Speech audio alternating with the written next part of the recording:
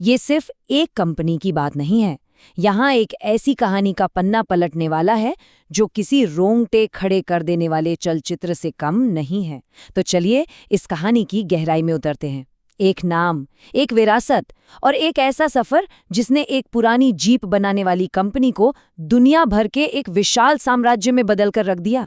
2002। इस साल को जरा ठहर कर देखिए। ये सिर्फ एक साल नहीं है, ये एक नए युग की शुरुआत थी। भारत की सड़कों पर एक नई गाड़ी उतरी थी। नाम था स्कॉर्पियो। एक ऐसी गाड़ी जिसे पूरी तरह से भारतीय मूल के लोगों ने बनाया था। लेकिन आखिर इस आम से लगने वाले इस साल और इस गाड़ी में इतना खास क्या था? एक तरफ थी दुनिया की सबसे बड़ी कंपनियां, फोर्ड, जनरल मोटर्स, टोयोटा। इनका भारतीय बाजार पर पूरा कब्जा था। और दूसरी तरफ एक भारतीय खिलाड़ी का नामुमकिन सा लगने वाला सपना।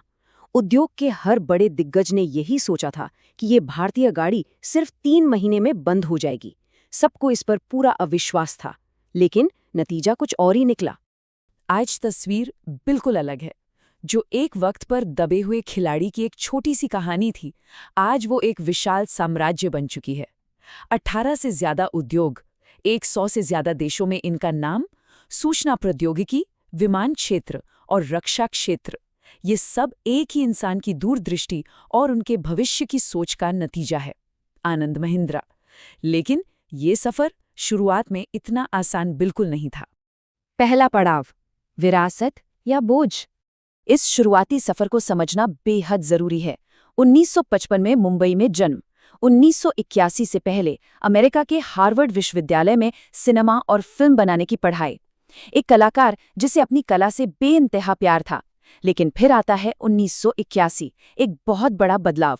भारत वापसी होती है और महिंद्रा में एक आम वित्त अधिकारी के रूप में शुरुआत होती है। एक तरफ एक कलाकार बनने का जुनून और दूसरी तरफ पारिवारिक व्यापार की सबसे निचली सीढ़ी पर खड़े होने की कड़ी सच्चाई। ये एक ऐसी उलझन थी जिसने शुरुआत में सबसे गहरा दर्द दिया। क्या वो सिर्फ एक बड़े नाम के वारिस थे या वो खुद कुछ नया, कुछ अपना बना सकते थे? ये वजूद और पहचान की एक ऐसी लड़ाई थी जो रातों की नींद छीन ले। दूसरा पड़ाव, संघर्ष और जिद। 1991, ये वही साल था जब भारत में आर्थिक उदारीकरण की लहर आई। विदेशी दिग्गज कंपनियों के लिए भारत के दरवाजे पूरी तरह खुल गए थे।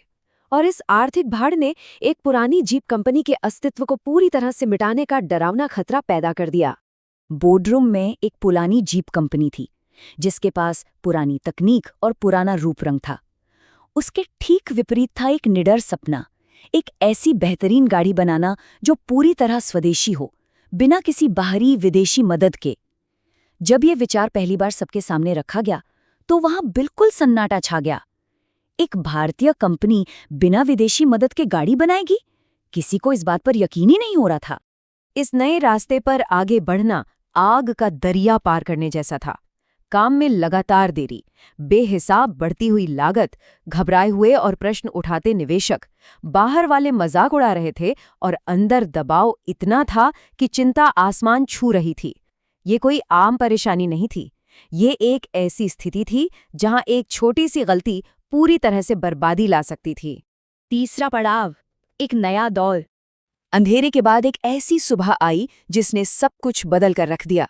स्कॉर्पियो बाजार में आई और उसने इतिहास रच दिया। लोगों की लंबी कतारें लग गईं और दुनिया भर के दिग्गज जो कभी मजाक उड़ाते थे वो अब हैरानी में थे।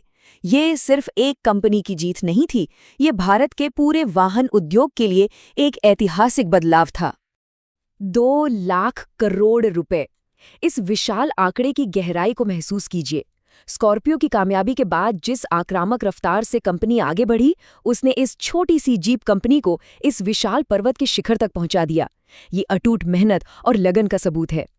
ये विशाल आकार आखिर आया कहां से? विस्तार की ये कहानी बेहद आक्रामक थी। टेक महिंद्रा के साथ सूचना प्रौद्योगिकी की दुनिया में कदम रखा गया। महिंद्रा फाइनेंस के जरिए ग्रामीण अर्थव्यवस्था को मजबूत किया गया। क्लब महिंद्रा से आतिथ्य क्षेत्र में अपना नाम बनाया और महिंद्रा एरोस्पेस के साथ रक्षा और विमान क्षेत्र में उतर गए। एक पुरानी जीप बनाने वाली कंपनी धीरे धीरे एक ऐसी विश्वव्यापी ताकत बन गई जिसे रोकना किसी के बस की बात नहीं थी। सबसे दिलचस्प बात यहाँ का नेतृत्व है। एक बिल्कुल अनोखा अंदाज। एक अरबपति होने के बावजूद जनता से सीधा संवाद रखा, जमीनी स्तर के आविष्कारकर्ताओं का खुले दिल से सम्मान किया और साथ ही आधुनिक विद्युत वाहन लॉन्च करके आने वाले कल की एक नए भविष्य की नींव रखी। मिट्टी से जुड़े रहकर आसमान को छूना, यही सबसे बड़ा आकर्षण बन गया। चौथा पड़ाव, पर्दे के पीछे। एक चुभने वाला सवाल आज भी उठता है और किसी भी तीसरी पीढ़ी के नेता को अंदर तक झकझोर देता है। क्या ये सारी कामयाबी सिर्फ मेहनत और काबिलियत का नतीजा थी या उस भारी कुलनाम की ताकत थी? ये एक ऐसी कश्मकश है जो कामयाबी के शिखर पर पहुंचकर भी कभी पीछा नहीं छोड़ती। और उसके बाद आया साल 2009, 7,000 करोड़ रुपए का विशाल व्यापारिक घोटाला, सत्यम का पतन। हजारों लोगों की रोजी रोटी एक कच्चे धागे से लटकी थी।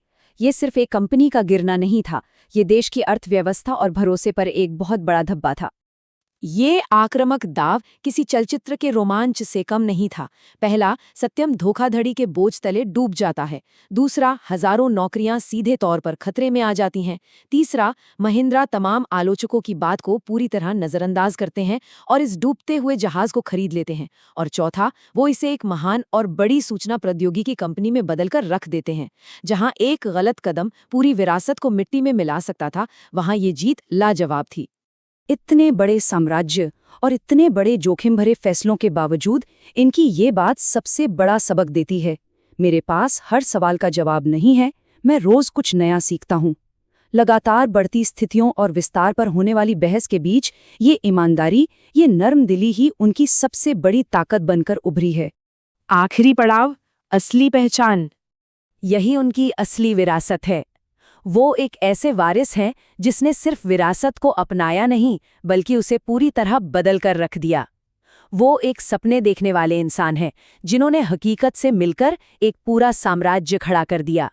और वो एक ऐसे नेता हैं जो एक शानदार कुलनाम का वजन आज भी पूरी शान और जिम्मेदारी से उठाते हैं।